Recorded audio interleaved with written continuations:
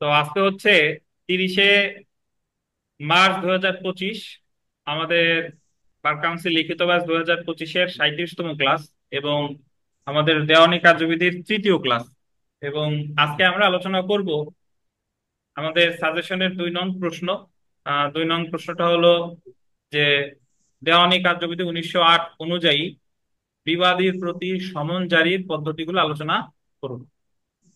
মানে আমাদের দেওয়ানি কার্যবিধি অনুসারে যে সমন জারি করা হয়, বিবাদীর প্রতি সমন জারি করার যে বিভিন্ন পদ্ধতিগুলো আছে সেই পদ্ধতিগুলো আলোচনা করতে বলেছে।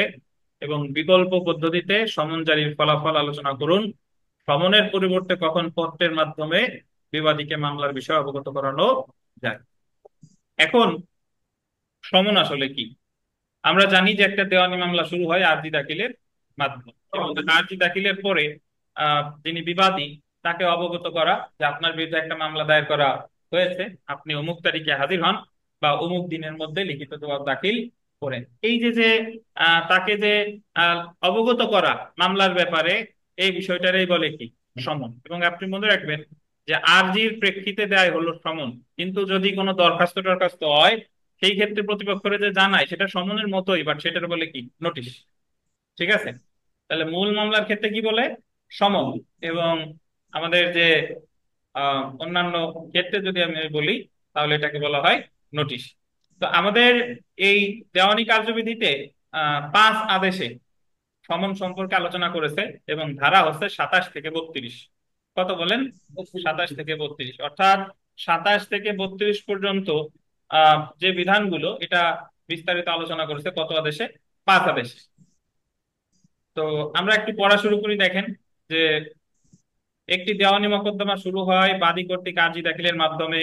আর্জি দাখিল সম্পর্কে বিবাদীকে অবগত করার মাধ্যমকে সমন বলে, অর্থাৎ সমনের মাধ্যমে বিবাদীকে তার আত্মপক্ষ সমর্থনের ব্যাপার কি করা হয়, অবগত করা হয়। সমন সঠিকভাবে জারি করতে না পারলে বাদী মোকদ্দমা খারিজ হতে পারে। আপনি যদি সঠিকভাবে মানে সমন ঠিকঠাক ভাবে জারি না করেন তাহলে মামলা কি হতে পারে? খারিজ হতে পারে। আবার সমন অনুযায়ী নির্ধারিত দিনে বিবাদী হাজির না হলে বিবাদীর বিরুদ্ধে কি হয়? একতরফা ডিক্রি হয়।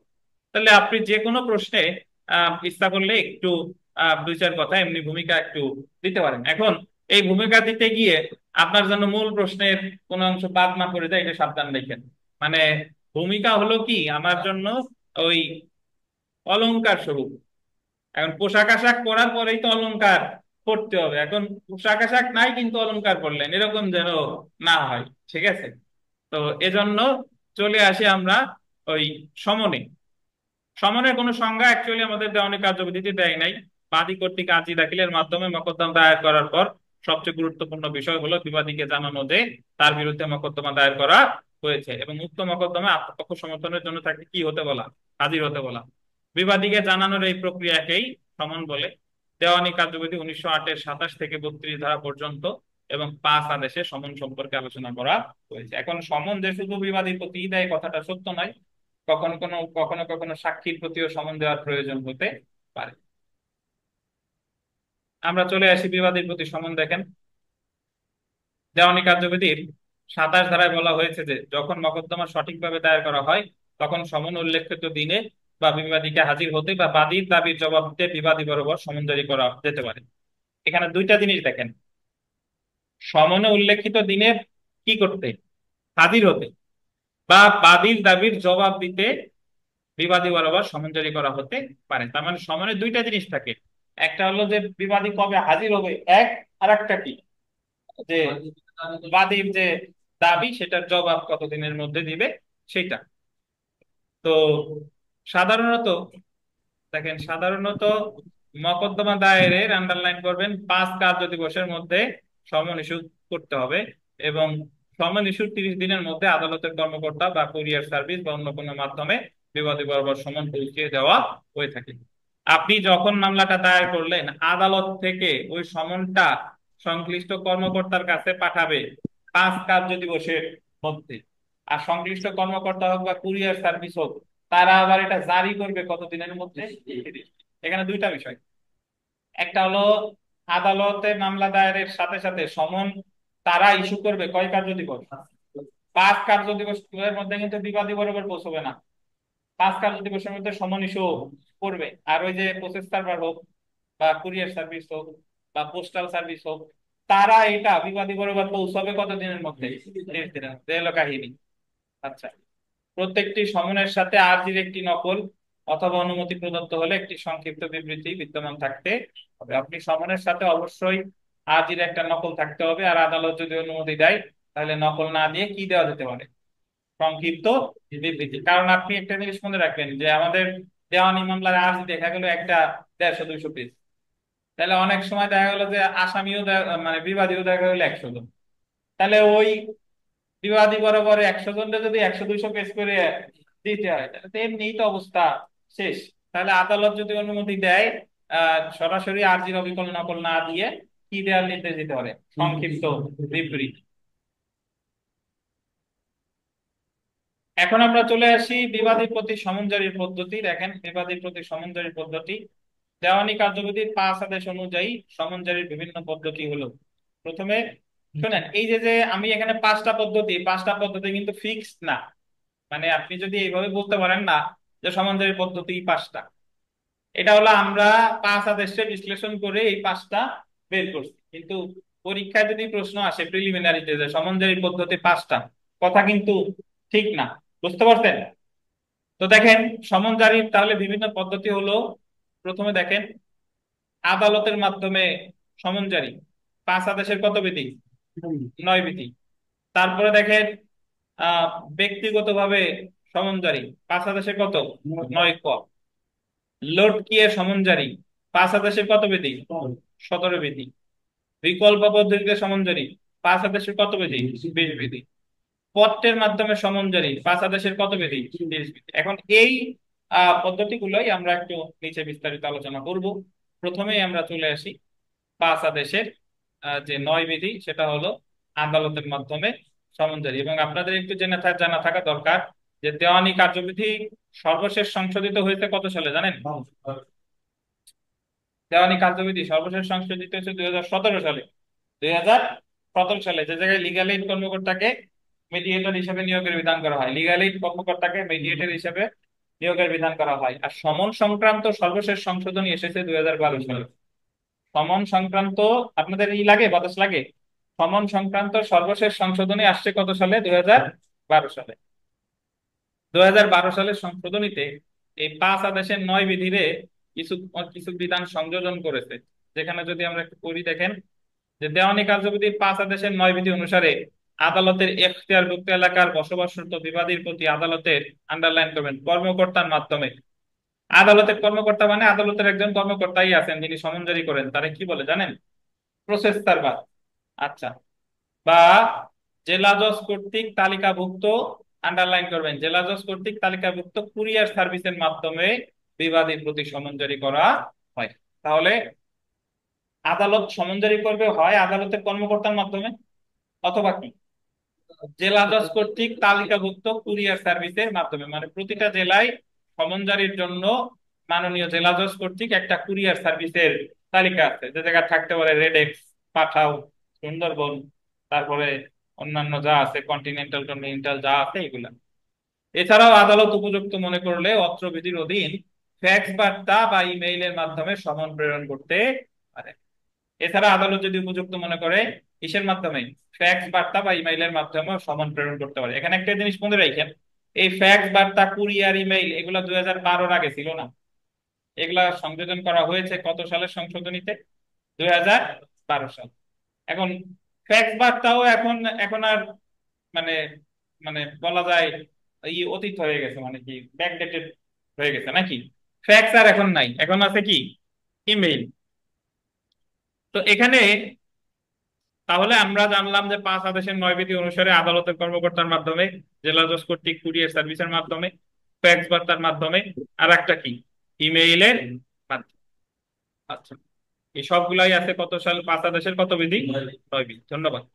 এখন আমরা চলে আসি ব্যক্তিগতভাবে সমন জারি 5 আদেশের 9 ক। 9 ক যত জায়গায় ক আছে সেইগুলা ধরে নিতে হবে, এগুলা কি অ্যামেন্ডমেন্টের মাধ্যমে সংযোজন করা হয়েছে। ব্যক্তিগতভাবে যে সমনজারি, ব্যক্তিগতভাবে সমনজারি মানে হলো, মানে বাদী স্বয়ং আদালতের কাছে আবেদন করছে যে আমারে দেন, কোনো প্রসেস সার্ভারে দেওয়া লাগবে না, ইমেইলে পাঠানো লাগবে না, ফ্যাক্স দেওয়া লাগবে না, আমারে দেন, আমি বিবাদী বরাবর পৌঁছাই দিয়ে আসছি। এটাই হচ্ছে কি ব্যক্তিগতভাবে সমনজারি। এটা 2012 সালের সংশোধনীতে যোগ করা হয়। 2012-এর আগে কিন্তু এটা কি ছিল না। তো দেখেন দেওয়ানি কার্যবিধি 1908-এর 2012 সালের সংশোধনীতে 5 আদেশের 9 ক বিধিটি যুক্ত করা হয়। 5 আদেশের 9 ক বিধি অনুযায়ী বাদী ব্যক্তিগতভাবে বিবাদীর প্রতি আদালতের অনুমতি সাপেক্ষে সমন জারি করতে পারে। অবশ্যই ব্যক্তিগতভাবে সমন জারি করতে হলে কার অনুমতি লাগবে? আদালতের।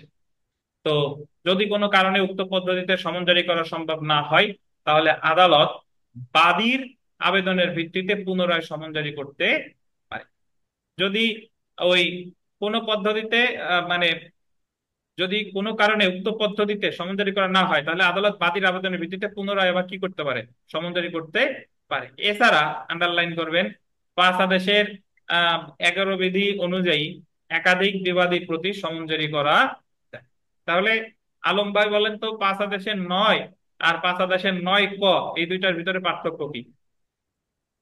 বাংলাদেশের 9 হলো আদালত সমন্বয় করতেছে তার কর্মচারীর মাধ্যমে, আর 9 পদে হচ্ছে ব্যক্তিগতভাবে ওই যে বাদী সে বলতেছেন যে আমার কাছে দেন, আমি তার কাছে জারি করে আসি। গোয়া সাহেব হয়েছে?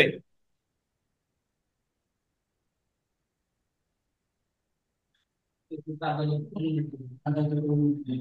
অবশ্যই আদালতের অনুমতি লাগবে। আচ্ছা, আমরা চলে আসি লটকিয়ে সমন জারি। লটকিয়ে 5 আদেশের কত বিধি? 17 বিধি।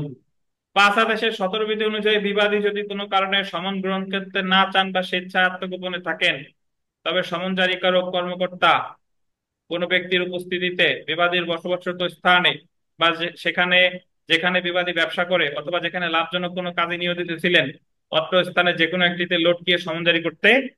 লটকিয়ে সমন জারি করা মানে কি? সমন প্রসেস সার্ভার গেছে, যাওয়ার পরে যার প্রতি সমন জারি করবে সে গড়িমসি করতেছে, সে সমন একসেপ্ট করবে না, আপনারে দেইখা কি পলায় আছে, বা ইচ্ছা করেই আপনারে আত্মগোপনে আছে যাতে সমন গ্রহণ করা না থাকে। তখন আপনি ওই তার গৃহের যে কোনো এক জায়গা, আপনার কি প্রকাশ্য স্থানে, কোথায় বলেন? প্রকাশ্য স্থানে কি করা যেতে পারে? আপনার লাগিয়ে লটকাইয়া সমন জারি করা যেতে, লটকাইয়া। তো অবশ্যই কোনো ব্যক্তির উপস্থিতিতে হইতে হবে, আমি নিজে নিজে লটকাই দিয়ে আসলাম হবে না, ওই জায়গা সাক্ষীদের উপস্থিতিতে হতে হবে। তাহলে লটকাইয়া সমনজারি, আনোয়ারুল হক সাহেব বলেন কখন লটকাইয়া সমনজারি করে? বাদী পাওয়ার সময় আমার গরু বিশেষ করে নেওয়ার জন্য বলা আছে। বাদী আছে, বাদী আছে, কিন্তু বাদী মানে ইচ্ছুক না। সেই ইচ্ছুক না, সে ভাবে যে কোন কোন ঝামেলায় পড়ি, আবার কোন ঝামেলায় পড়ি, আমি একসেপ্ট করবো না। হুম। এটা আছে 5 আদেশের কততে? 17। আমরা যেটা সবচেয়ে গুরুত্বপূর্ণ, টিকা আকারেও আসতে পারে, বিকল্প পদ্ধতিতে সমন জারি, 5 আদেশের বিধি বা সাবস্টিটিউটেড সার্ভিস, ইংরেজিতে বলে সাবস্টিটিউটেড সার্ভিস। বিকল্প পদ্ধতিতে সমন জারি এটা আমাদের অনেকটা ট্রায়াল ইন অ্যাবসেন্সিয়ার মতো। ওই যে হুলিয়া ক্রোম বিজ্ঞপ্তি মতো, মানে ফৌজদারি মামলার ক্ষেত্রে যে কোনোদিন হাজির হয় নাই, তো তার অনুপস্থিতিতে বিচার শুরুর আগে তারে আগে কি দেয়? 87 ধারা, তারে আগে হুলিয়া জারি করে, তারপর তার সম্পত্তি 88 ধারা অনুসারে কি প্রয়োগ করে, তারপরে 339 বি ধারা অনুসারে বিজ্ঞপ্তি দেয় পত্রিকায়। তারপরেও যদি সে না আসে, তাহলে তার অনুপস্থিতিতে কি বিচার শুরু হয়। এটা তো ফোন দিছেন ক্লাসের মধ্যে, অন ফোন দিছেন এও ক্লাসের মধ্যে। হ্যাঁ, আব্বাস সাহেব গোপন কথা শুনে ফেললাম। ক্লাস অনলাইন ক্লাস তো খোলাতেই করি। আরে না। তাহলে দেওয়ানি মামলার ক্ষেত্রে ভাই সমন জারি করতে, ধরেন প্রসেস সার্ভার গেছে, খুঁজে পাই নাই, এরপর বাদী আবার আবার আবেদন করছে সমন জারি করার, আবার গেছে, বিবাদীরে জীবনেও খুঁজে পাওয়া যাচ্ছে না। এখন তার জন্য কি বাদীর মামলা আজীবন থমকে থাকবে? একটা কিছু তো করতে হবে। তো তখন বাদী আদালতে আবেদন করবে যে ইওর অনার, যে স্বাভাবিক পদ্ধতিতে এই বিবাদীর প্রতি সমন জারি করা সম্ভব হচ্ছে না, কারণ সে আত্মগোপনে আছে এবং তাকে আদৌ পাওয়ার কোনো সম্ভাবনা নাই। তখন আদালত নির্দেশ দেয় যে ঠিক আছে, তাহলে তুমি বিকল্প পদ্ধতিতে সমন জারি করো। তাহলে বিকল্প পদ্ধতিতে সমন মানে হলো সে যে জায়গায় বাস করে, ব্যবসা করে, সেই জায়গার প্রকাশ্য স্থানে লটকায় লাগাই দিয়ে আসে। এটাই ৫ আর ১০ কত? ২০। এখন আপনি বলতে পারেন যে লটকায় তো ৫ আর ১০ ১৭তেও দিল, আবার লটকায় ৫ আর ১০ ২০-এও দিল, তাহলে এই দুইটার ভিতরে পার্থক্য কি? পার্থক্য হলো যে যদি বাসায় উপস্থিত থাকে কিন্তু সমন একসেপ্ট করতে চাইতেছে না, তাহলে ৫ আর ১০ কত? ১৭। আর ৫ আর ১০ ২০ হলো আদৌ তার জীবনে কোনোদিন পাওয়া যায় নাই, যেদিনে যাই কই বাসায় নাই, যেদিনই যাই বাসায় নাই বা ঘরে তালা দেওয়া, তখনই সেটা কত? ৫ আর ১০ ২০। তো ৫ আর ১০ ২০ বিধিতে দেখেন, ৫ আর ১০ ২০ বিধিতে বিকল্প পদ্ধতিতে সমন জারি সম্পর্কে আলোচনা করা হয়েছে। যে ক্ষেত্রে উপর উল্লেখিত কোনো পদ্ধতির মাধ্যমে সমন জারি করা সম্ভব হয় না, সেক্ষেত্রে বাদী বিবাদীর প্রতি বিকল্প পদ্ধতিতে সমন জারির জন্য আদালতের অনুমতি প্রার্থনা করেন। অর্থাৎ বিকল্প পদ্ধতিতে সমন জারির জন্য আদালতের অনুমতি নেওয়া, আন্ডারলাইন করেন, আদালতের অনুমতি নেওয়া কি বলেন? বাধ্যতামূলক। আদালতের অনুমতি নেওয়া বাধ্যতামূলক। আহ ৫ আর ২০ বিধি অনুসারে যে ক্ষেত্রে সমন জারিকারক কর্মকর্তা সমন জারির সময় বিবাদীকে যথাযথ নিষ্ঠার পরেও খুঁজে পায় না, আন্ডারলাইন করেন, যথাযথ নিষ্ঠার পরেও কি খুঁজে পায় না, বা তাকে খুঁজে পাওয়ার সম্ভাবনাও নেই, বা তার ক্ষমতা প্রাপ্ত প্রতিনিধি এমন কোন প্রতিনিধিও নেই যার নিকট সমন অর্পণ করা যাবে, সেক্ষেত্রে আদালতের অনুমতি সাপেক্ষে আন্ডারলাইন করবেন বিবাদীর গৃহের কোনো প্রকাশ্য স্থানে, বিবাদীর গৃহের কোথায়? কোনো প্রকাশ্য স্থানে, যে গৃহে বিবাদী সর্বশেষ বসবাস করেছে, ব্যবসা করেছে বলে জানা যায়, সেই গৃহের কোনো প্রকাশ্য স্থানে সমনের একটি নকল লটকাইয়ে জারি করবে। এটাই বিকল্প পদ্ধতিতে সমন জারি। অতঃপর সমন জারিকারক কর্মকর্তা সমনের মূল কপিটি, আন্ডারলাইন করেন, মূল কপিটি সমন প্রদানকারী আদালতের নিকট ফেরত পাঠাবে এমন বিবৃতি দিয়ে যে বিকল্প পদ্ধতিতে সমন জারি কি হয়েছে? সম্পূর্ণ হয়েছে। ঠিক আছে। সাধারণত দেখেন যে সাধারণত যখন সাধারণ কোনো পদ্ধতিতে বিবাদীর প্রতি সমন জারি করা সম্ভব হয় না, তখন মকদ্দমায় অহেতুক কাল বিলম্ব এড়ানোর জন্য বাদী আদালতে বিকল্প পদ্ধতিতে সমন জারির আবেদন করে। তাহলে আনারুল হক সাহেব বলেন তো, যে বিকল্প পদ্ধতিতে সমন জারির আবেদন কখন করে? হ্যাঁ, ভিন্ন আবেদন কখন করে? দেশের বিদ্যুৎ বলা হচ্ছে তখন ভোটাধিকার পাওয়া যাচ্ছে, এবার কিন্তু বারবার যখন পাওয়া যায় না, এই বছর যদি চলতে থাকে তখন মামলা বিলম্বিত হবে বা আদালতে শুনে অনুষ্ঠিত হবে। সেই ক্ষেত্রে বিকল্প ভূমিকারিত হবে তার নিজস্ব বসবাসের স্থানে আপনাদের সর্বশেষ হিসেবে বসবাস করছেন সেই জন্য। একটা জিনিস শুনতে শুনতেও তো মনের মধ্যে চলে আসে, মুখস্থ তো করা লাগে না, তখন ওই খাতা কলম নিয়ে বসলেও তো যে এই জিনিসটা এই কথা, তো তো তারপরে দুই চার কথা লিখতে পারি নাকি? এরপরে ওই একটা কপি মানে মূল কপিটা বা আবার ব্যাক জি। করতে হবে। সম্পূর্ণ হয়েছে। তো এখন আসেন পত্রের মাধ্যমে সমন জারি, ৫ আদেশের কত বিধি? ৩০ বিধি। পত্রের মাধ্যমে সমন জারি হলো যে কিছু ভিআইপি লোকজন আছে, তাদের ক্ষেত্রে ওই আপনার ওই মান সম্মান বেশি, তো তাদের সমন দিচ্ছে না, তাদের দিচ্ছে কি? পত্র। বাট ওই পত্রটা কাজ করতেছে কিসের মতো? সমন হিসেবে। যে লাউ সেই কত। ওই আমরা বাড়িতে বসে খাইতে হচ্ছে, ধরেন কই কইছি ঢাকা যায়, নাম হয়েছে পপকর্ন, ঠিক আছে, বাট জিনিস কিন্তু একই, মানে তার সম্মান বৃদ্ধি করে দিছে। তো দেখেন, দেওয়ানি কার্যবিধির ৫ আদেশে ৩০ বিধি মতে আদালত বিবাদীর মর্যাদা বিবেচনা করে তার প্রতি সমন না দিয়ে, আন্ডারলাইন করেন এটা, বিবাদীর মর্যাদা বিবেচনা করে, মর্যাদা বিবেচনা করে বিবাদ তার প্রতি সমন না দিয়ে সমনের বিকল্প হিসেবে বিচারক বা তার পক্ষে নিযুক্ত কোনো কর্মচারী স্বাক্ষরযুক্ত কোনো পত্র প্রেরণ করতে পারে। উক্ত পত্রে সমনের সকল বিষয়বস্তু উল্লেখ করতে হবে যা সমনের মতোই কি হবে? গণ্য হবে। আদালতের ইচ্ছা অনুসারে অত্র পত্র ডাকযোগে বা অন্য যে কোনো বিবাদী বা সমন গ্রহণের ক্ষমতাপ্রাপ্ত বিবাদীর প্রতিনিধি বরাবর জারি করা যাবে। এখন একটা বিষয় দেখেন, আপনারা যে জিনিসটা একবার পরীক্ষায় ভুল করছিলেন, পরীক্ষায় প্রশ্ন আসছে যে সমন জারির বিভিন্ন পদ্ধতি আলোচনা করুন, আবার আলাদা ওই প্রশ্নেই আবার লাস্টের অংশ আসছে যে পত্রের মাধ্যমে সমন জারি কিভাবে করা হয় আলোচনা করুন। তাহলে বলেন তো এই জায়গার পত্রের মাধ্যমে সমনজারি কয়বার লেখা লাগবে? একবার লিখলে কিন্তু হবে না। একবার তো যে বিভিন্ন পদ্ধতিতে সমন জারি, ওটার ভিতর তো এটা আছেই। আবার যেহেতু আলাদাভাবে পত্রের মাধ্যমে সমন জারি চাইছে, আবারও কি লিখতে হবে। কম্পিউটার হইলে কষ্ট করে কপি পেস্ট করা যাইতো, কিন্তু হাতে তো আর সম্ভব না, লিখতে হবে। বেশি পারেন কম পারেন লিখবেন, দরকার হলে উদাহরণও দিয়ে দিলেন, যে উদাহরণ একবার দিতে যে যেন আবার অন্য প্রশ্ন মিস না হয়ে যায়, এরকম না হয়। আচ্ছা, পরীক্ষায় পাশ করতে খুব বেশি লেখা লাগে না, আপনি জাস্ট একটু প্রাসঙ্গিক লেখেন, 2-4টা ধারা ওর ভিতরে আছে, পরীক্ষক বসতে যে এই ছেলেটা মোটামুটি একটু পড়াশোনা করছে, এই হলো কাহিনী। আচ্ছা, জি, অবশ্যই 100 মার্কের উত্তর করতে হবে, নাহলে তো আপনার সমস্যা। ভুল হোক সঠিক হোক, 100 মার্কের উত্তর করে আসতে হবে। আমার যতটুকু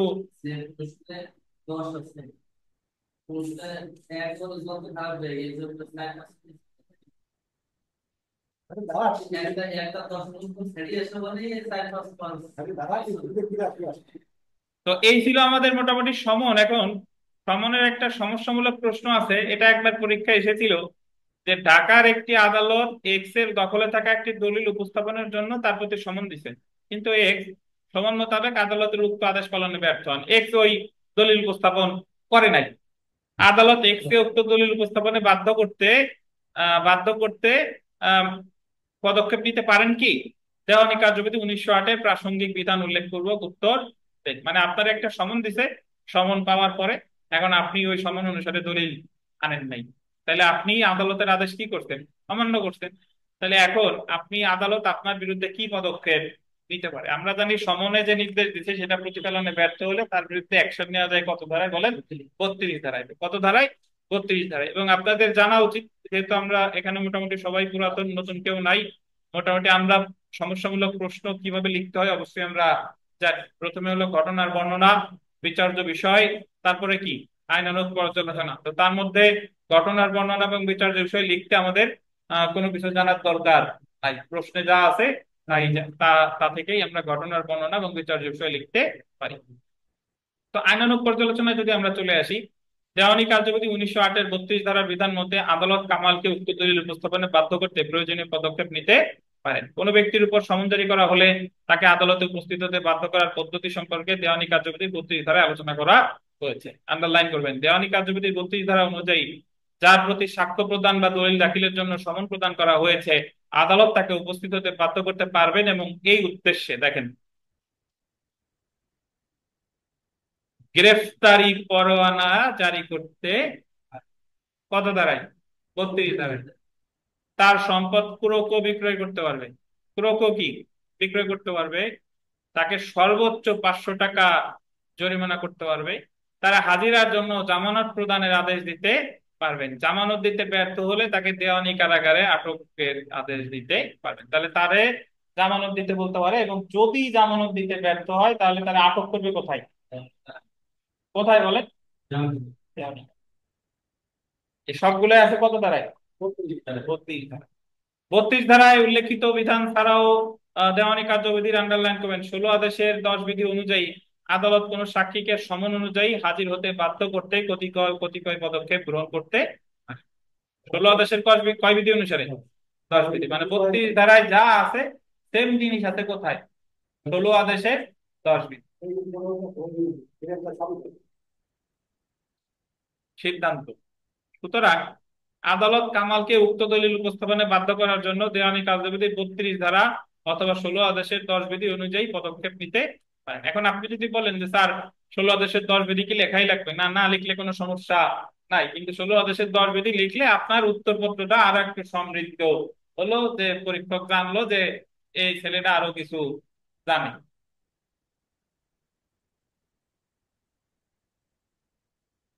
পরীক্ষায় আসতে পারে যে বিকল্প পদ্ধতিতে সমনজারি মুস্তাফিদা।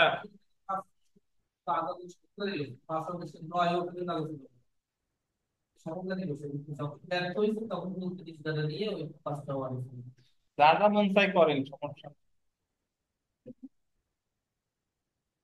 যে জায়গায় যা যা মন চাই তাই তাই লেখেন। আচ্ছা, ওই কুমিরের লেজ খাস কাটা খাস কাটা, যাই আসুক না কেন দেওয়ানি কার্যবিধি সপ্তাহে একটু আনা যায়। দেখেন তো, দেওয়ানি কার্যবিধির 5 আদেশের 20 বিধি অনুসারে বিকল্প পদ্ধতিতে সমনজারির দরখাস্ত আমরা অলরেডি জেনে গেছি যে বিকল্প পদ্ধতিতে সমনজারিটা কি। তো বিকল্প পদ্ধতিতে সমনজারির নির্দেশ কিন্তু আদালত দেয়, বাট আদালত স্বপ্রণোদিত হয়ে দেয় না, কার আবেদনের প্রেক্ষিতে দেয়? বাদীর আবেদন, বাদীর আবেদনের প্রেক্ষিতে আদালত যদি অনুমতি দেয় হুম, সেক্ষেত্রে। জি। তো দেখেন, মোকাম বিজ্ঞ যুগ্ম জেলা জজ প্রথম আদালত ঢাকা, আপনি ইচ্ছা করলে যুগ্ম জেলা জজে দিতে হবে এমন কোনো কথা আছে? না, আপনি সহকারী জজ, সহকারী জজ যাই দিতে চান, কিন্তু বিজ্ঞ অতিরিক্ত জেলা জজ আদালত কি দেওয়া যাবে? আনারুল হক সাহেব বলেন, যাবে? কারণ অতিরিক্ত জেলা জজের কাছে কি মূল মামলা করা যায়? যায় না। দেওয়ানি মোকদ্দমার নাম এত, ক সমান সমান হচ্ছে কি? বাদী। আর খ গং সমান সমান হচ্ছে মানে ডট ডট কি? বিবাদী। এখন অনেকে অদ্ভুত অদ্ভুত প্রশ্ন পাই, অনেকে বলে যে এই ডট ডটের উপরে কি লিখবো, এই যে ডট ডট বাদী ডট ডট বিবাদী, অনেকে বলে যে এই ডট ডটের উপরে কি লিখবো, কারণ ততটুকু লাগবে না, কথায় বাদী সেটাই না আমাদের ওই যে বিভিন্ন জায়গায় যে ডট ডট থাকে না, যে স্বাক্ষর করে ডট ডট, ওইগুলা দেখে অভ্যস্ত হইছে, যে বলে যে এই ডট ডটের উপর কি লিখবেন, বলেন যে এই ডট ডটের উপর কিছু লেখা লাগবে, কিছু লেখা লাগবে না। এই ডট ডটটা তো বাদী যে ইন্ডিকেট করতেছে যে ক হচ্ছে বাদী, যেরকম আমরা অঙ্ক করার সময় ডট ডট সমীকরণ নাম্বার 1, সমীকরণ নাম্বার 2, ওই ডট ডটের উপর কি কিছু লিখতেন? লিখতেন না, সেই ডট ডট। বিষয়, দেওয়ানি কার্যবিধি 1908-এর 5 আদেশের 20 বিধি অনুসারে বিকল্প পদ্ধতিতে সমন জারির প্রার্থনায় বাদী পক্ষে দরখাস্ত, এই দরখাস্তটা কোন পক্ষে দিতেন? বাদী। বাদী। তো বাদী পক্ষে বিনীত নিবেদন এই যে 8-9 হয়ে গেছে, একটু সিরিয়াল মিস্টেক আপনাদের, ঠিক আছে তো বোধহয় নাকি? 1-2 সিরিয়াল হবে 1-2। বিনীত নিবেদন এই যে উপরিউক্ত মকদ্দমাটি অদ্য সমন ফেরতের জন্য দিন ধার্য আছে। উপরিউক্ত মকদ্দমার আর্জিতে উল্লেখিত নালিশি সম্পত্তির পর্চা ভুল অশুদ্ধ। আচ্ছা, এগুলো আসলে পড়ে সময় নষ্ট, মূল যে বিষয়টা হলো আপনি লিখবেন যে অমুক তারিখে এই মামলা দায়ের করে অমুক তারিখে আদালত সমনজারির জন্য পাঠাই, সমন বিনা জারি অন্তে ফেরত আসে, এরপরে আবার আমি সমনজারির আবেদন করি, আবার সমন বিনা জারি অন্তে কি ফেরত আসে। এখন আজকে আমি মাননীয় আদালতের কাছে বিকল্প পদ্ধতিতে সমনজারির আবেদন করতেছি, যাতে এখনই যদি বিকল্প পদ্ধতিতে সমঝোতা করা না যায় তাহলে এই মামলা শুধু শুধু কি বিলম্ব বিলম্ব কাল বিলম্ব হচ্ছে। তাই কাল বিলম্ব এড়ানোর জন্য, যেহেতু ধারণা করা হচ্ছে যে বিবাদী ইচ্ছাকৃতভাবে পলাতক আছে, তাই বিকল্প পদ্ধতিতে সমঝোতা কি দেওয়া হোক, নির্দেশ দেওয়া হোক। এই তো কথা, এগুলো লাইন বাই লাইন বা হুবহু পড়ার কিছু নেই। আপনি যখন মূল জিনিসটা বুঝে ফেলবেন তাইলে কিন্তু মুস্তাফিদা আসলে ওই জায়গায় হুবহু লেখার কিন্তু আসলে কিছু নাই, জাস্ট ফরম্যাটটা ঠিক থাকবে, মোকাম বাদী বিবাদী বিষয়, এই তারপরে হলফনামা, এই তো, এই তো কথা।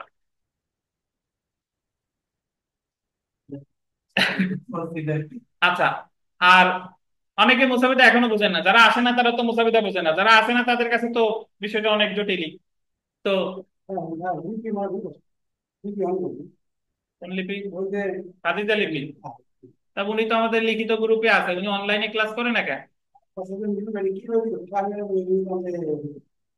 উনি তো আমাদের অনলাইন গ্রুপে আছে, উনি যদি অনলাইন গ্রুপে থেকে যদি ক্লাস না করে ইউটিউবে, মানে আপনাদের যে সুবিধার যে কত সুযোগ, যদি কেউ নাও পড়ে ইউটিউবে লেকচার হুবহু আছে। দেখেন কি দাদা এসে আপনি যে আপনি যে যা যা আছে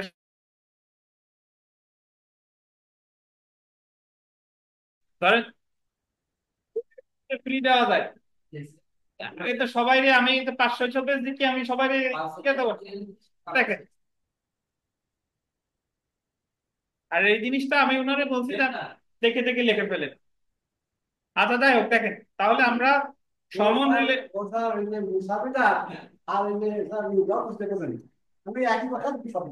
আচ্ছা তাহলে সমন সংক্রান্ত যাই আসুক না কেন, আশা করি আমরা ইনশাল্লাহ কি পারা যাবো, এবং যদি আপনাদের ওই একটু ইংলিশ লাইন এলাও দেয় তাও ইনশাল্লাহ কি পারবো। ওই জায়গায় আমাদের ভয় পাবার কিছু নাই, আমরা সব প্রকারের অস্ত্র চালানো শিখে যাচ্ছি, যুদ্ধে যাতে জয়লাভ করা যায় আমাকে ফার্স্ট সেকেন্ড হওয়ার দরকার নাই, আমাদের উতরানো দরকার। সাবস্টিটিউট সার্ভিস দিতেই পারে। জি, মোটামুটি সমন সংক্রান্ত যা যা আছে আমরা জেনে গেলাম। অনলাইনে যারা আছেন আপনাদের লাইনটা কেটে যাবে, আমাদের জুমের পেইড সাবস্ক্রিপশন শেষ হয়ে গেছে, আবার জয়েন করেন সেম লিংকে। কত? 7। এখন আমরা যেটা পড়বো সেটা হলো আপিল, রিভিউ, রিভিশন, এগুলা পরে পড়বো। এগুলা পরে সরাসরি আমরা চলে আসি 4 নাম্বার প্রশ্নে, চলে আসেন 4 নাম্বার বিবিআই। কতবার আপনাদের পরীক্ষাও এসেছে পক্ষগণের উপস্থিতি আর অনুপস্থিতির ফলাফল। 9 আদেশ। 9 আদেশ আমরা এই পর্যন্ত এতবার পড়ছি, এতদিনে তো আপনাদের এই ঘুমের ঘরেও 9 আদেশ আহ বলে ফেলানোর কথা যে 9 আদেশে আসলে আছে কি। 9 আদেশ দেখেন, আমাদের দেওয়ানি কার্যবিধির 9 আদেশটা খুবই গুরুত্বপূর্ণ। সেটা হলো যে দেওয়ানি কার্যবিধি 1908-এর সংশ্লিষ্ট বিধান উল্লেখপূর্বক পক্ষদ্বয়ের উপস্থিতি এবং অনুপস্থিতির ফলাফল আলোচনা করুন। Consequences of appearance and non appearance of parties.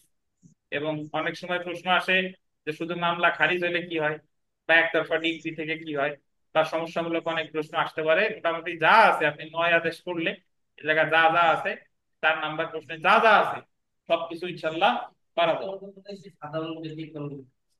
জি, সাধারণ ব্যতিক্রমের মতো হয়ে যাওয়ার কথা, এবং এটাও আপনাদের সাধারণ ব্যতিক্রমের মতো হয়ে যাওয়ার কথা। এখন 9 আদেশ আসলে বলছে যে পক্ষগণের উপস্থিতি আর অনুপস্থিতির ফলাফল। এখন আমাদের যারা নতুন, বা নতুন হোক বা না হোক, আপনাদের জন্য সবার উদ্দেশ্যে বলি যে একটা মামলা শুরু হয় আরজি দাখিলের মাধ্যমে। আরজি দেওয়ার পর বিবাদী পায় সমন, সমনের পর সে দেয় কি?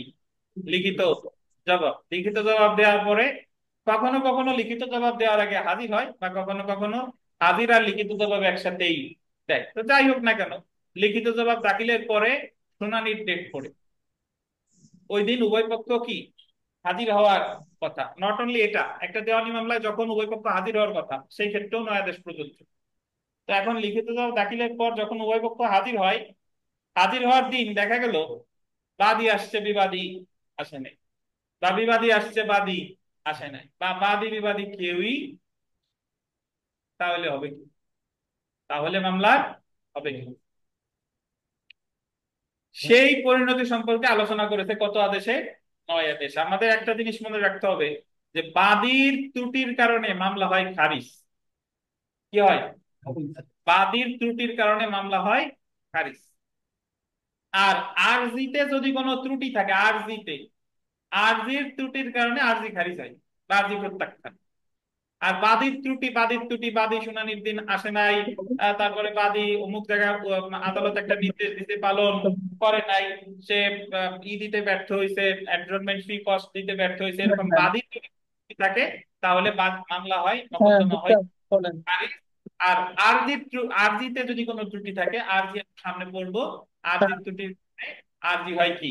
খারিজ। আমি এখন আমি একটু পরে বলবো, একটু ব্যস্ত তো, একটু পরে বলবো। আরজি খারিজ সম্পর্কে, আরজি খারিজ সম্পর্কে আলোচনা করা হয়েছে। আরজি খারিজ সম্পর্কে আলোচনা করা হয়েছে দেওয়ানি কার্যবিধি 7 আদেশের কত বিধিতে? 11 বিধিতে। ওই জায়গায় কারণ আছে, এবং আমাদের দেওয়ানি কার্যবিধিতে ওই আপনার আরজি খারিজ এক জায়গায় আছে। কয় জায়গায় আছে? এক জায়গায়। 7 আদেশের 11। আরজি খারিজ হলো একটা ডিগ্রি। কিন্তু আমাদের দেওয়ানি কার্যবিধিতে মকদ্দমা খারিজ অনেক জায়গায় আছে। এই যে আমরা 9 আদেশে এই 4 জায়গায় দেখবো মামলা খারিজ হয়, এক এক জায়গায় এক এক কারণে, এক এক জায়গায় এক এক কারণে। তাহলে আমরা যে জিনিসটা মনে রাখবো যে বাদীর ত্রুটির কারণে মকদ্দমা হয় খারিজ, আর আরজির ত্রুটির কারণে হয় মকদ্দমা কি? মকদ্দমা খারিজ না, ওটাই কি? আরজি খারিজ বা আরজি প্রত্যাখ্যান। এখন আরেকটা, যদি বিবাদী অনুপস্থিত থাকে, শুনানির দিন কে অনুপস্থিত থাকে? বিবাদী। বিবাদী অনুপস্থিত থাকলে হয় একতরফা ডিক্রি। কি বলেন? একতরফা ডিক্রি। আমাদের দেওয়ানি কার্যবিধিতে একতরফা ডিক্রি এক জায়গায় আছে, 9 আদেশের 6 বিধি। 9 আদেশের 6 বিধি। কিন্তু আর একটা জিনিস আছে, একতরফা নিষ্পত্তি, এক্সপার্টি ডিসমিসাল। ডিসমিসাল না, ডিসপোজ, সরি, এক্সপার্টি ডিসপোজ বা এক্সপার্টি ডিসপোজাল।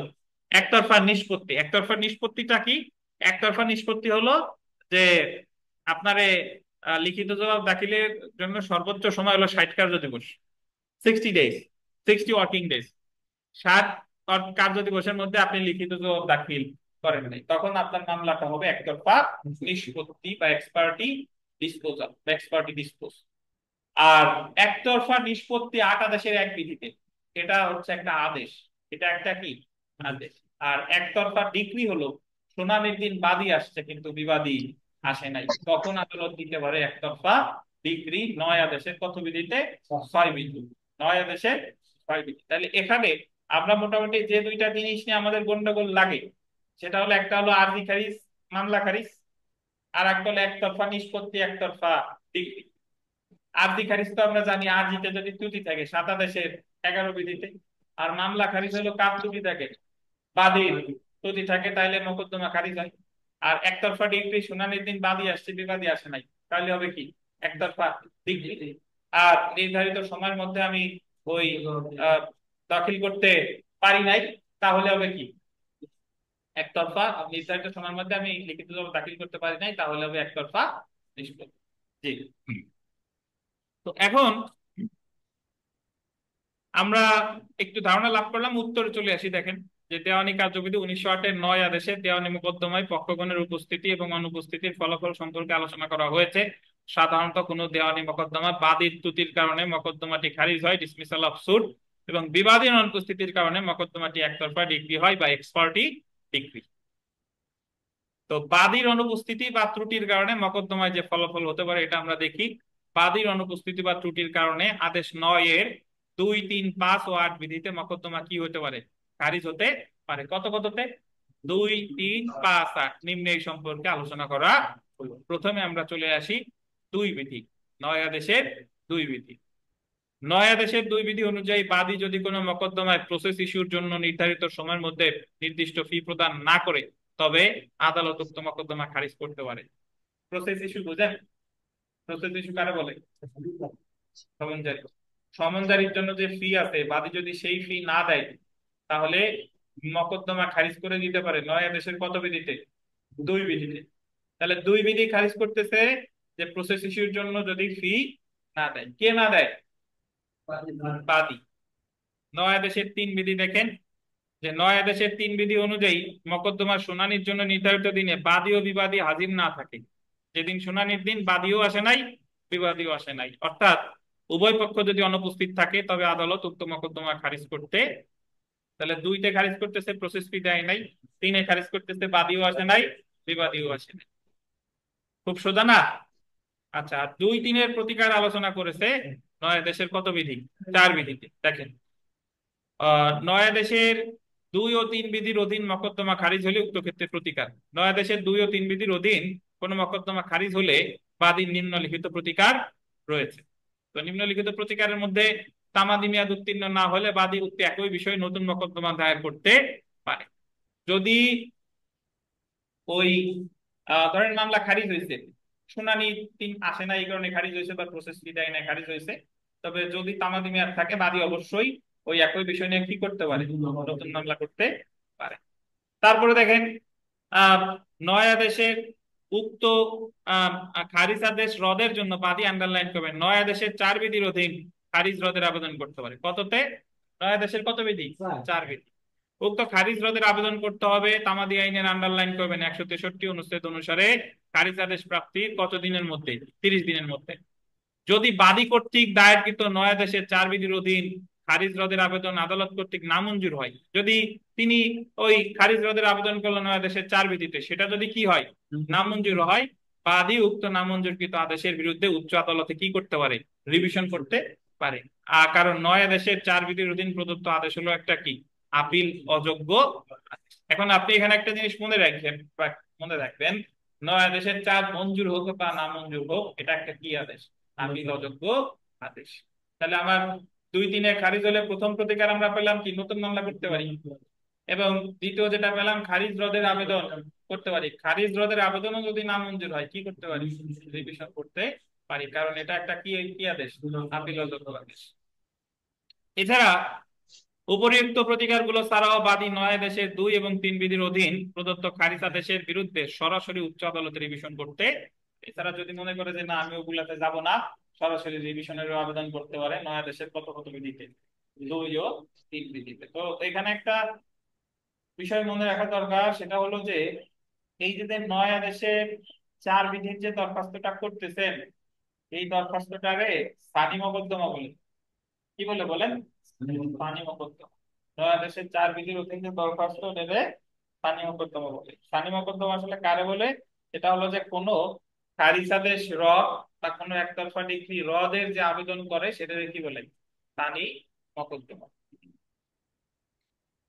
তো এরপর আমরা চলে আসি নয় আদেশের পাঁচ বিধির অধীনে একটা খারিজ আছে, দেখেন। নয় আদেশের পাঁচ বিধির অধীন মকদ্দমা খারিজ: কোন দেওয়ানি মকদ্দমার সমন বিনা জারিতে ফেরত আসলে এবং বাদী যদি উক্ত ফেরত আসার 30 দিনের মধ্যে পুনরায় সমন জারির জন্য কোনো পদক্ষেপ গ্রহণ না করে। আন্ডারলাইন করেন, কয় দিনের মধ্যে? সমন জারির 30 দিনের মধ্যে পুনরায় সমন জারির জন্য কোনো পদক্ষেপ গ্রহণ না করেন, তবে আদালত উক্ত মকদ্দমা কি করতে পারে? খারিজ করতে।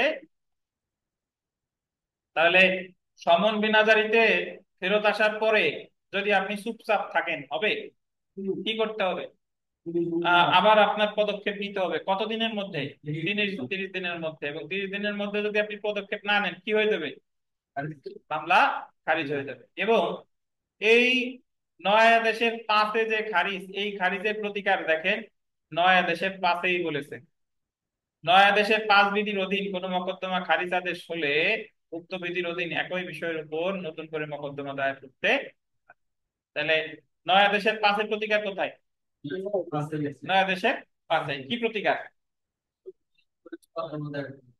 জি।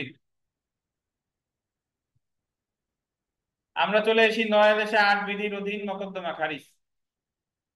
নয় আদেশের আট বিধিতে বলেছে শুনানির দিন বাদী আসে, বিবাদী আসছে, বাদী আসে নাই।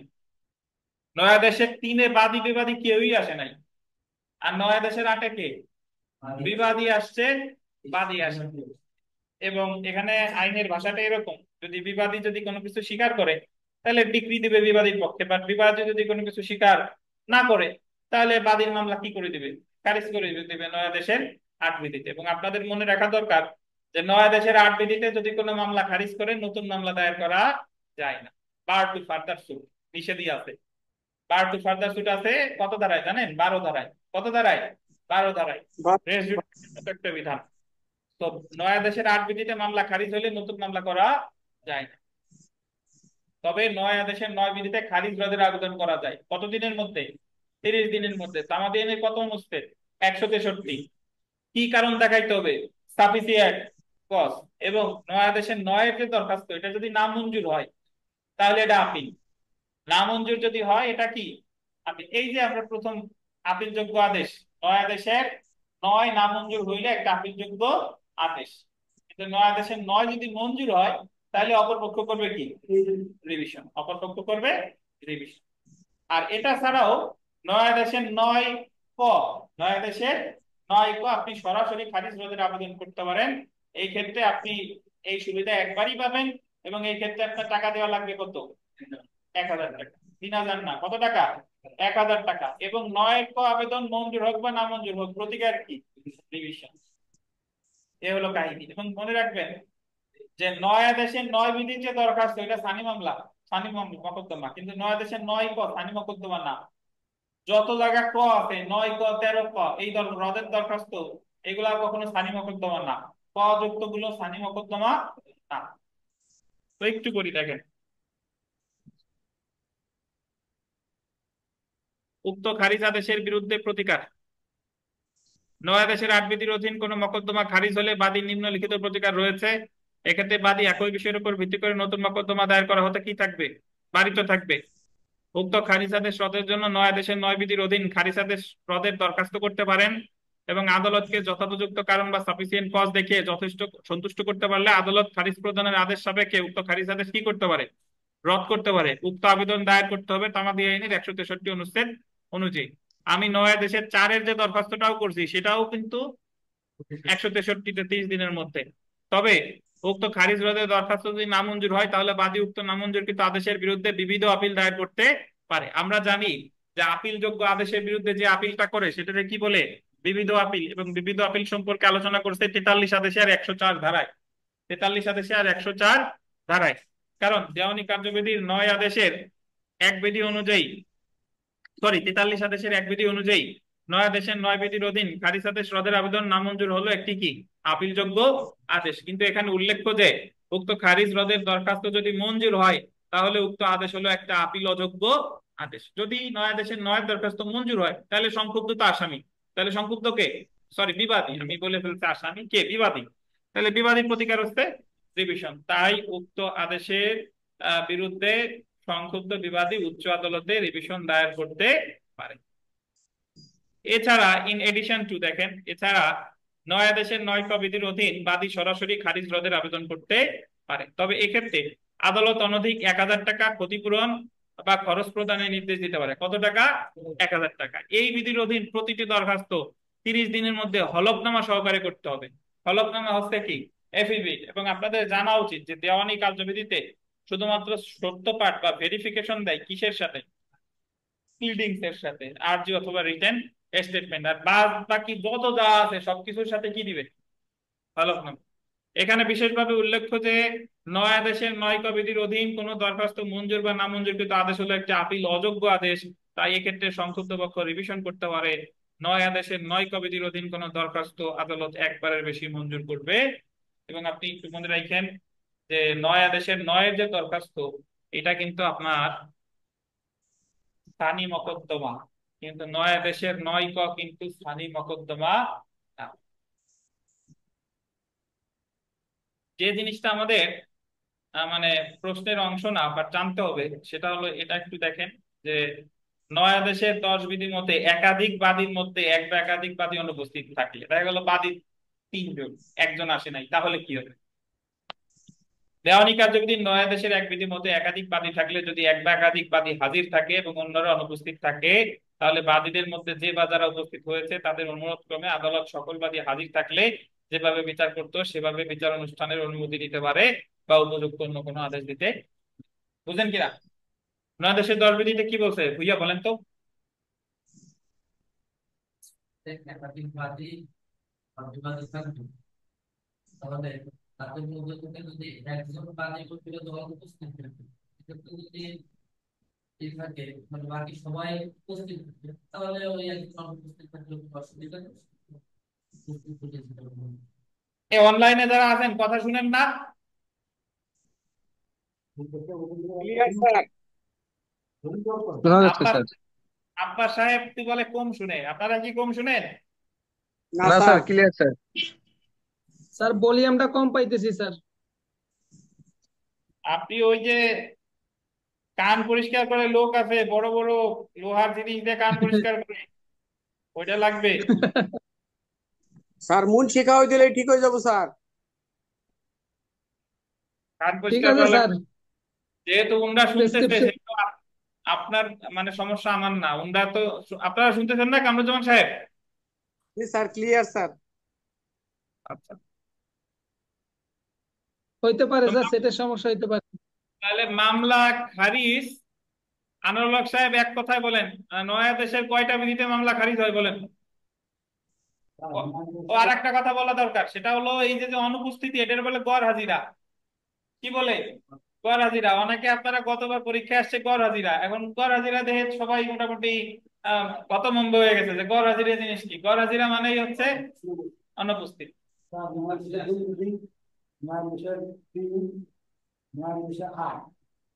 আবার বলেন, শুরু তো বলেন। হুম।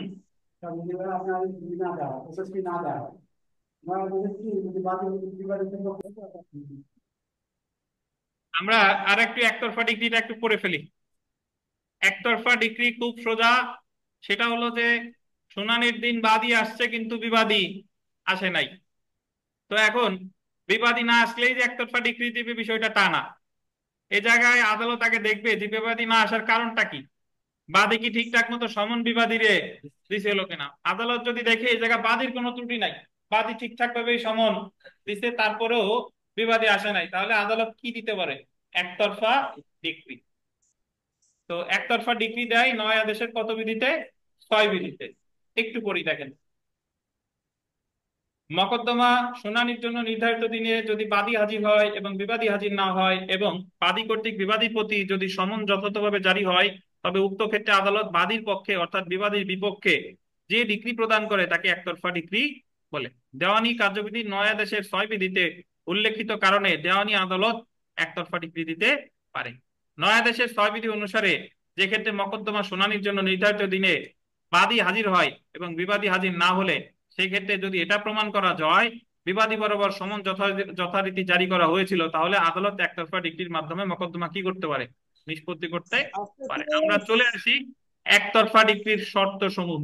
একতরফা ডিক্রির শর্ত সমূহ, শর্তগুলো ইজি, যে শুনানির জন্য নির্ধারিত দিনে বাদীকে হাজির হতে হবে, বিবাদী বরাবর সমান যথাযথভাবে কি জারি হতে হবে, আর বিবাদী শুনানির দিনে কি থাকবে, অনুপস্থিত থাকবে। উপর উল্লেখিত শর্তসমূহ পূরণ হলে শুধুমাত্র সেই ক্ষেত্রে আদালত একতরফা ডিক্রি প্রদান করতে পারে। এখন আমি এই যে ব্র্যাকেটের মধ্যে একটা বিষয় আছে একটু আপনাদের স্পষ্ট করেছি, সেটা হলো অনেকে আমরা একতরফা নিষ্পত্তি এক্সপার্টি ডিসপোজাল এবং একতরফা ডিক্রি এই দুইটার ভিতরে আমরা গোলমাল করে ফেলি, হয়তো বা একই জিনিস মনে হয়, বাট প্রকৃতপক্ষে এক জিনিস না।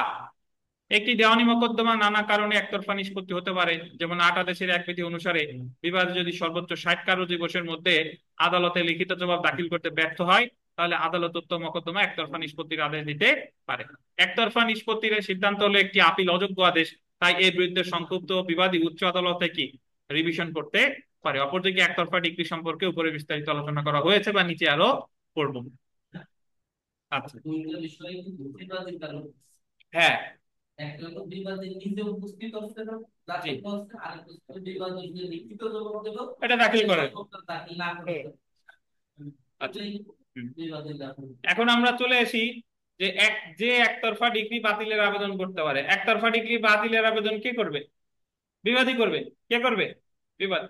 সংক্ষুব্ধ বিবাদী একতরফা ডিগ্রি বাতিলের আবেদন করতে পারে। দেওয়ানি কার্যবিধির ৯ আদেশের ১৩ বিধি অনুসারে কোন মকদ্দমায় যে বিবাদীর বিরুদ্ধে একতরফা ডিগ্রি প্রদান করা হয়েছে, সে উক্ত একতরফা ডিগ্রি বাতিলের জন্য যে আদালত এমন একতরফা ডিগ্রি প্রদান করেছে সেই আদালতে আবেদন করতে পারে। কোন মকদ্দমায় সকল বিবাদীর বিরুদ্ধে একতরফা ডিগ্রি প্রদত্ত হতে পারে, বা কতিপয় বিবাদীর মধ্যে যে কোনো এক বা একাধিক বিবাদীর বিরুদ্ধে একতরফা ডিগ্রি প্রদত্ত হতে পারে। মানে একতরফা ডিগ্রি তো একটা মামলায় অনেকজন বিবাদী আছে, এখন ৫ জনের মধ্যে একজনের বিরুদ্ধে হতে পারে, আবার ৫ জনই আসে নাই, ৫ জনের বিরুদ্ধেই হতে পারে। যে ক্ষেত্রে একতরফা ডিক্রিটি এমন প্রকৃতির যে ডিক্রিটি শুধুমাত্র যে বিবাদীর বিরুদ্ধে প্রদত্ত হয়েছিল শুধুমাত্র তার বিরুদ্ধে বাতিল করা যায় না, উক্ত ক্ষেত্রে আদালত সকল বিবাদীর বিরুদ্ধে একতরফা ডিক্রি বাতিল করতে পারে। একটু গভীরের কথা বুঝতে হবে। ধরেন একটা মামলায় ৫ জন বিবাদী, ৫ জন বিবাদীর কেউ আসে নাই, একতরফা ডিক্রি দিচ্ছে। এখন একতরফা ডিগ্রি দেওয়ার পর বাতিলের আবেদন করতে ৫ জনের মধ্যে একজন, বাকি ৪ জন আসে নাই। কয়জন আসছে, একজন। এখন আদালতে যদি মনে হয় যে শুধু একজনের ক্ষেত্রে ডিগ্রি বাতিল করা যাচ্ছে না, এটা ডিগ্রির নেচারটা এমন যে বাতিল করতে হলে সকলের বিরুদ্ধে করতে হবে, না হলে করা যাবে না, তাহলে আদালত যদি মনে করে বাকি ৪ জন বাতিলের আবেদন না করলেও শুধু এই একজনের আবেদনের ভিত্তিতে একতরফা ডিগ্রি বাতিল করতে, বুঝছেন, বুঝেন নাই বোধহয়।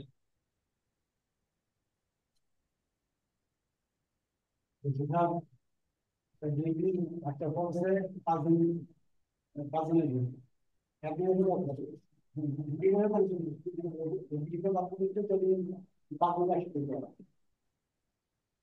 আচ্ছা, এখন আমরা চলে আসি যে কারণে একতরফা ডিগ্রি বাতিল করতে পারে।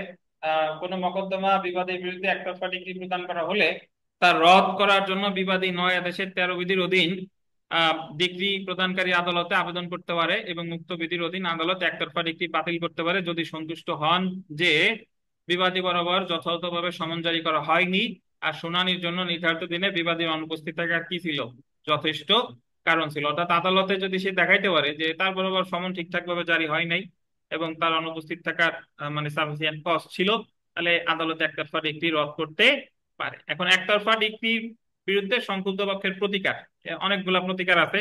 প্রথম যে প্রতিকার, বিবাদী উচ্চ আদালতে দেওয়ানি কার্যবিধি ৯৬(২) ধারার অধীন একতরফা ডিগ্রির বিরুদ্ধে আপিল করতে পারে, কারণ একতরফা ডিগ্রি একটা ডিগ্রি, তো এর বিরুদ্ধে কি করা যায়, আপিল করা যায়। বা দেওয়ানি কার্যবিধি ৯ আদেশের ৬ বিধির অধীন বিবাদীর বিরুদ্ধে একতরফা ডিগ্রি প্রচারিত হলে উক্ত ডিগ্রি রদের জন্য বিবাদী ডিগ্রি প্রদানকারী আদালতে ৯ আদেশের ১৩ বিধি মতে আবেদন করতে পারে। ডিগ্রির তারিখ সম্পর্কে জ্ঞাত হওয়ার ৩০ দিনের মধ্যে আবেদন করতে হয়। এটা হলো কত, ১৬৪ অনুচ্ছেদ। তাহলে আমি মামলা খারিজ রদের আবেদন করছিলাম ১৬৩ অনুচ্ছেদ অনুসারে, একতরফা ডিগ্রি রদ ৩০ দিন, কিন্তু ১৬৪ অনুচ্ছেদ। এইখানে বিশেষভাবে উল্লেখ্য যে বিবাদী কর্তৃক দায়েরকৃত নয় আদেশের 13 বিধির অধীন আবেদন মঞ্জুর হলে বিবাদী উক্ত নামঞ্জুরকৃত আদেশের বিরুদ্ধে উচ্চ আদালতে বিবিধ আপিল দায়ের করতে পারে। যদি নয় আদেশের 13 বিধির অধীন নামঞ্জুর হয় তাহলে একটা আপিলযোগ্য আদেশ, আপিলযোগ্য আদেশ, তাহলে উচ্চ আদালতে কি করা যাবে? বিবিধ আপিল করা যাবে। তবে বিবাদী কর্তৃক নয় আদেশের 13 বিধির অধীন দরখাস্ত যদি মঞ্জুর হয় তবে বাদী উক্ত আদেশের বিরুদ্ধে উচ্চ আদালতে রিভিশন দায়ের করতে পারেন, কারণ এটি একটি আপিল অযোগ্য আদেশ। অর্থাৎ দেওয়ানি কার্যবিধি 1908-এর 43 আদেশের 1 বিধির অধীন 9 আদেশের 13 বিধির অধীন দায়েরকৃত একতরফা ডিক্রি রদের আবেদন নামঞ্জুর হলে তা একটা আপিলযোগ্য আদেশ, কিন্তু মঞ্জুর হলে তা কি? নামঞ্জুর হলে আপিল যোগ্য, কিন্তু মঞ্জুর হলে আপিল অযোগ্য। ঠিক আছে। এছাড়া দেখেন, এটা ছাড়া আপনি 9 আদেশের 13 ক বিধির অধীন বিবাদী একতরফা ডিক্রি সরাসরি রদের জন্য আবেদন করতে পারে। তবে এক্ষেত্রে আদালত অনধিক 3000 টাকা ক্ষতিপূরণ বা খরচ প্রদানের আদেশ দিতে পারে। কততে? 13 ক। এই বিধির অধীন প্রতিটি দরখাস্ত 30 দিনের মধ্যে হলফনামা সহকারে দায়ের করতে হবে। এখানে বিশেষভাবে উল্লেখ্য যে 9 আদেশের 13 ক বিধির অধীন কোন দরখাস্ত মঞ্জুর বা না মঞ্জুর হলো একটা আপিল অযোগ্য আদেশ। তাই এক্ষেত্রে সংশ্লিষ্ট পক্ষ কি দায়ের করতে পারে? রিভিশন দায়ের করতে পারে। তো এছাড়া আরো দুইটা প্রতিকার আছে, এখানে লেখা হয় নাই। সেটা আপনি একটু, দুইটা না হোক একটা প্রতিকার আরো আছে, সেটা হলো কি, লিখে রাখেন যে 47 আদেশের 1 বিধিতে রিভিউ করতে পারে। পৃষ্ঠাতে লিখে রাখেন 47 আদেশের 1 বিধিতে কি করতে পারে? রিভিউ করতে। তাহলে একতরফা ডিক্রিতে আপিল করা যায়, খারিজ রোধের আবেদন করা যায়, সরাসরি খারিজ রোধের আবেদন করা যায়, অথবা 47 আদেশের 1 বিধিতে কি করা যায়? রিভিউ আবেদন করা।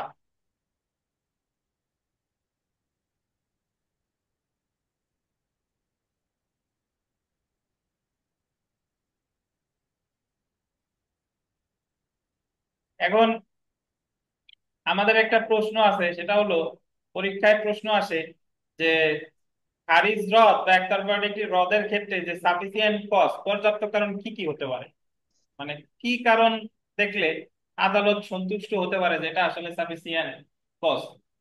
তো এটা ওই এটা আদালতে মানে সুনির্দিষ্ট করে আইনে কিছু বলা নাই, তবে এটা হতে পারে আবেদনকারী অসুস্থতা, আবেদনকারী কারাবাস, আবেদনকারী দরিদ্রতা, সরল বিশ্বাসে আইনজীবী কর্তৃক আবেদনকারী কর্তৃক ভুল কার্যধারা গ্রহণ, আইনজীবীর ভুল, আইনজীবীর অসুস্থতা, আইনের পরিবর্তন, রায় ডিক্রির কপি, এগুলাই আপনার যথেষ্ট কারণ হিসেবে বিবেচিত হতে পারে। এবং এই প্রশ্নের উত্তরে আপনি এই কেস রেফারেন্সটা অবশ্যই দিবেন। বিচারিক নজির আকুব আলী বনাম ফুলচাঁদ 12 BLD 480। এই মামলায় দরখাস্তকারী জন্ডিস রোগে থাকা অবস্থায় চিকিৎসাধীন ছিলেন। যদিও তিনি অসুস্থতার সমর্থনে কোনো সার্টিফিকেট দাখিল করতে পারেননি, তবুও তার সন্তোষজনক ব্যাখ্যার কারণে হাইকোর্ট বিভাগ সন্তুষ্ট হয়ে 350 দিন বিলম্ব মওকুফ করেছিল। সে অ্যাকচুয়ালি ছিল কোন রোগে আক্রান্ত? জন্ডিসে। কিন্তু যদিও সে আপনার কি করতে পারে নাই বলেন, কোন মেডিকেল সার্টিফিকেট দিতে পারে নাই, কিন্তু আদালত তার ব্যাখ্যায় সন্তুষ্ট হয়ে এই সময়টা কি করেছিল, মানে তার বিলম্ব মওকুফ করেছিল। এখন প্রার্থীর কোনো অবহেলা বা গাফিলতি ছিল না, এটা দেখাইতে হবে।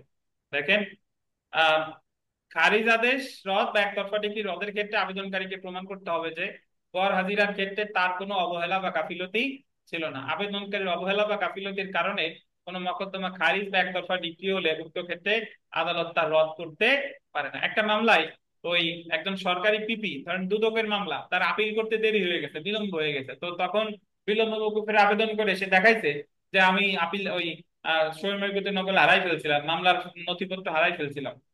তখন আদালত বিলম্ব মওকুফ করে নাই, বলছে যে আপনি হারাইছেন মানে এই জায়গায় আপনার কি ছিল? গাফিলতি ছিল। জি।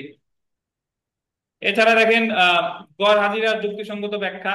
কোনো ব্যক্তি যদি 9 আদেশের 4 বা 9 বিধির অধীন মকদ্দমা খারিজ রদের বা 9 আদেশের 13 বিধির অধীন একতরফা ডিক্রি রদের আবেদন করে, তবে উক্ত ব্যক্তি বা আবেদনকারীকে গড় হাজিরার জন্য প্রত্যেকটি দিনের সন্তোষজনক ব্যাখ্যা প্রদান করতে হবে। যেমন একটি মকদ্দমা আপিলের ক্ষেত্রে 299 দিন বিলম্বের মধ্যে আবেদনকারী শুধুমাত্র 27 দিনের সন্তোষজনক ব্যাখ্যা প্রদান করতে পেরেছিল। আদালত মত প্রকাশ করে যে যেহেতু প্রত্যেক দিনের বিলম্বের ব্যাখ্যা দেওয়া হয়নি, তাই এটি তামাদি আইনের 5 ধারা অনুযায়ী পর্যাপ্ত ব্যাখ্যা বলে কি হবে না, গণ্য হবে না, যে কারণে আদালত আবেদনটি খারিজ করে দেয়। সুতরাং উপরোক্ত আলোচনার প্রেক্ষিতে বলা যায় যে উপরোক্ত কারণ সমূহকে আদালত ন্যায় বিচারের স্বার্থে যথেষ্ট কারণ হিসেবে কি করতে পারে, বিবেচনা করতে পারে। তো এখানে একটা সানি মোকদ্দমার সংজ্ঞা দিয়েছি। দেখেন, সানি মোকদ্দমা মানে হচ্ছে, সংক্ষেপে বলা যায় মিস কেস বা মিসেলেনিয়াস কেস। দেওয়ানি কার্যবিধি 1908 এর অধীন কোন মোকদ্দমা খারিজ আদেশ বা একতরফা ডিক্রি রদের জন্য দায়েরকৃত দরখাস্ত সহ 22 এবং 24 ধারার অধীন মামলা স্থানান্তরের আবেদন সমূহকে কি বলে? সানি মোকদ্দমা বলে। বাট 9 ক 13 ক এগুলা কিন্তু সানি মোকদ্দমা বলে বিবেচিত হবে না। এবং সবশেষের যে বিষয়টা, এটা যদি একটু আমরা দেখি, দেখেন যে 9 আদেশের 15 বিধি, যে ক্ষেত্রে মকদ্দমা খারিজ আদেশ বা একতরফা ডিক্রি রদ করা হয় সেই ক্ষেত্রে মকদ্দমা যেখান থেকে শুরু হবে, মানে আপনি মনে করেন যে আপনার মামলা খারিজ করেছিল বা আপনার একতরফা ডিক্রি দিয়েছিল, এখন যদি ওই খারিজটা রদ করা হয় বা একতরফা ডিক্রিটা রদ করা হয়, তাহলে ওই মামলাটা কি একেবারেই শুরু থেকে শুরু হবে, নাকি যে জায়গা থেকে খারিজ করছিল সেই জায়গা থেকে শুরু হবে? এই ব্যাখ্যাটা দিয়েছে 9 আদেশের কত বিধিতে? 15 বিধিতে। এখানে বলেছে যে দেওয়ানি কার্যবিধির 9 আদেশের 4 ও 9 বিধির অধীন খারিজ আদেশ রদ হলে এবং 13 বিধির অধীন একতরফা ডিক্রি রদ হলে মকদ্দমাটি যে পর্যায় থেকে খারিজ আদেশ বা একতরফা ডিক্রি প্রদত্ত হয়েছিল সেই থেকে আবার কি পুনরায় শুরু হবে। এই ধরনের প্রশ্ন আসতে পারে যে খারিজ হয়েছে, একতরফা ডিক্রি রদ করছে, এখন মামলাটা আবার পুনরায় কোথা থেকে শুরু হবে। তো এটা আছে কত? 9 আদেশের কত বিধিতে? 15 বিধিতে।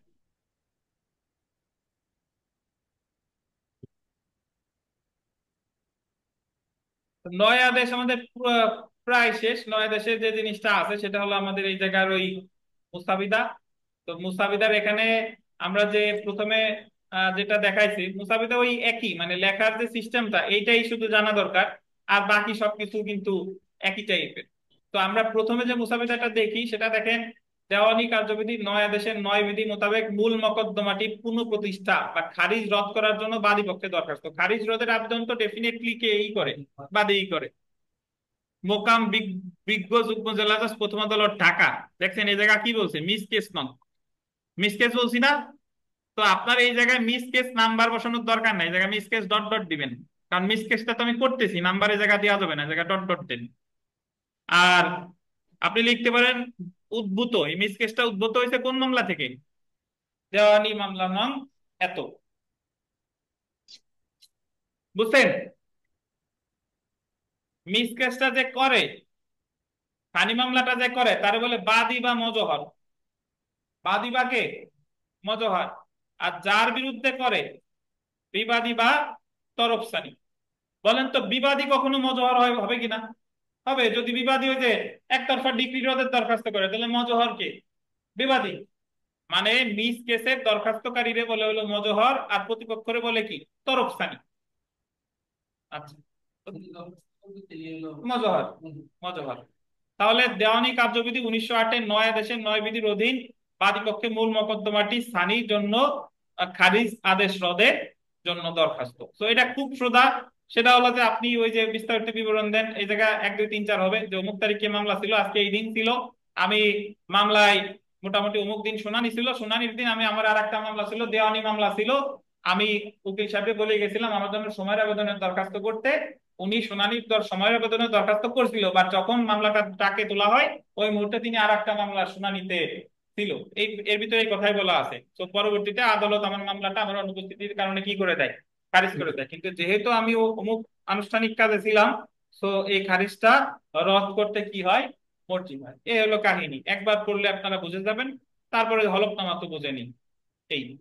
আর 9 কর দরখাস্তর মুসাবেদা যদি দেখেন, এই জায়গায় যেহেতু এটা স্থানী না, তো এই জায়গায় ওই মিস মামলা, মিস কেস নাম্বার নাই। দেখেন দেওয়ানি কার্যবিধি 9 আদেশের 9 ক বিধিমতে সরাসরি মকদ্দমা খারিজ রোধের দরখাস্ত, এই জায়গায় কিন্তু আপনার ওই দেওয়ানি মামলা নাম এত আছে, দেখছেন?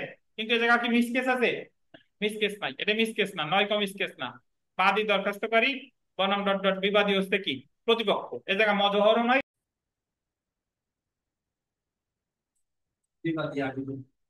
আচ্ছা, তো নয়ের পর যে দরখাস্তটা, 9 পর দরখাস্ত তো এটা মিস কেস না। তো মোকাম বিজ্ঞ যুগ্ম জেলা আদালত এই দেওয়ানি মামলা নং এই ক ডট ডট বাদী দরখাস্তকারী বনাম খ ডট ডট বিবাদী কি? প্রতিপক্ষ। আর বিষয় দেওয়ানি কার্যবিধি 1908-এর 9 আদেশের 9 ক বিধি বাদী পক্ষের সরাসরি মোকদ্দমা খারিজ আদেশ রদের দরখাস্ত। আর কিন্তু হুবহু ভিতরের যে বডি, এই হুবহু এক। এবং সবশেষে আহ যে বিষয়টা সেটা হলো এই যে প্রেয়ার পোর্শনটা, এটা যদি একটু দেখেন যে এমত অবস্থায় বিজ্ঞ আদালতে বিনীত প্রার্থনা হুজুর আদালত দরখাস্ত বর্ণিত কারণে অত্র দরখাস্ত গ্রহণ পূর্বক মূল মোকদ্দমা এত এত তারিখের খারিজ আদেশ দেওয়ানি কার্যবিধি 9 আদেশের 9 ক বিধির মতে সরাসরি রদ রহিত ক্রমে মূল মোকদ্দমা পূর্ব নম্বরে বহাল করে পুনরায় দিন ধার্য করার বিহিত আদেশ দানে সুবিচার করিতে কি হয়? একই কথা। 13 নয় আদেশের 13 একতরফা ডিগ্রি রদের দরখাস্ত যদি আমরা দেখি, তাহলে 9-13 দরখাস্ত আবার কি মামলা বলেন তো? স্থায়ী মামলা। তাহলে এই জায়গায় মানে মামলা। মিসকেস আসবে, ডট ডট, নাকি? আর এখানে জি। উদ্ভূত দেওয়ানি মামলা না, এত থেকে এটা কি? উদ্ভূত। তারপরে এই জায়গায় এই যে দেখছেন, এই জায়গা 13 দরখাস্ত করে কে? বিবাদী। তাহলে এই জায়গা মজহর কে? বিবাদী। বনাম ক এই জায়গা হলো বাদী হচ্ছে কি? তরফস্থানী। তার মানে যে দরখাস্ত করে তারে বলে মজহর, আর যার বিরুদ্ধে দরখাস্তটা করে তারে বলে কি? তরফস্থানী। তারপরে বিষয় দেওয়ানি কার্যবিধি 9 আদেশের 13 বিধির বিবাদী পক্ষে একতরফা ডিক্রি রোধের দরখাস্ত। ওই একই কথা যে আমরা শুনানির দিন ছিল, উকিল সাহেবকে বলে গেছিলাম, উকিল সাহেব অন্য আদালতে শুনানির জন্য ছিল, এখানে আমি অনুপস্থিত থাকি নাই, আমার মামলা একতরফা ডিগ্রি দিছে। তো একতরফা ডিগ্রি এই যে এখন আমি যথোপযুক্ত কারণে কি রদের আবেদন করতেছি, একই কথা হলফনামা। আর 13 ক যদি দেখেন, 13 ক যে একই জিনিস। 13 ক তো যে ডেফিনেটলি এটা কি মিস কেস না, এটা কি এমনি মানে যুগ্ম আদালত আদালত দেওয়ানি মামলা নয়, এই বিবাদী হলো দরখাস্ত করি বনাম ক বাদী হচ্ছে কি? প্রতিপক্ষ। দেওয়ানি কার্যবিধি হুম। 9 আদেশের 13 ক বিধির অধীনে বিবাদী পক্ষের সরাসরি ডিগ্রি রদের দরখাস্ত। আর ভিতরের জিনিস যা আছে হুবহু। আর আরেকটা জিনিস মনে রাখেন, আমরা যে জিনিসটা এই জায়গা পড়লাম, যদি আসে যে খারিজ রদের যে দরখাস্ত আমরা দেই 9 আদেশের 9-তে, এটার বিরুদ্ধে প্রতিপক্ষ এসে কি দিবে? লিখিত আপত্তি। তাইলে হুবহু তাই যে এই তরফস্থানী বা মজহর বিষয় 9 আদেশের 9 আদেশের 9 দরখাস্তের বিরুদ্ধে লিখিত আপত্তি। এই তো বললাম। পারবেন না ইনশাল্লাহ? তাহলে এই হলো বিবাদী কাহিনী। তরফস্থানী বিবাদী পক্ষ বিরুদ্ধে মোতালেবে। জি। ওইখানে কি ওটা স্যার স্থানীয় কি হবে? ওটা সানির সানি মামলার দরখাস্ত দিচ্ছি, ওটা তো সানি মামলার, ওটা তো মামলা, কিন্তু সানি মামলার আমি আপত্তি দিচ্ছি, ঠিক আছে? ওটা তো আমি ওই জায়গায় মিস কেস নাম্বার এই, মিস কেস নাম্বার এই, উদ্ভূত এত নং মামলা, আহ খ হচ্ছে তরফস্থানী, আর এ হচ্ছে মজহর বিষয়, তরফস্থানী বা বিবাদী পক্ষে বাদী দায়েরকৃত খারিজ রদের দরখাস্তের বিরুদ্ধে লিখিত আপত্তি। এই তো। তাহলে এই হলো কাহিনী। আমরা মোটামুটি 9 আদেশের যে বিষয়টা আছে বিস্তারিত পড়ে ফেললাম। ইনশাল্লাহ আপনাদের নেক্সট পড়া, যদি আপনারা ফ্রি থাকেন মঙ্গলবার দুপুরে চলে আসেন, আমি ফ্রি থাকবো। মঙ্গলবার দুপুরে আসলি, যেহেতু আমাদের সময় কম, আগে ভাগে পড়ে শেষ করতে পারলে আপনাদের জন্য এটা কাজ হবে। যদি মঙ্গলবার দুপুরে পড়তে আসেন আমার জানাই, না যদি না আসেন তাও আমার আগে ভাগে জানাই। ঠিক আছে,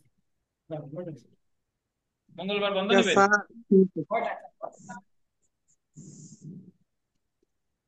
আচ্ছা ঠিক আছে, মঙ্গলবার তাহলে বন্ধ থাক।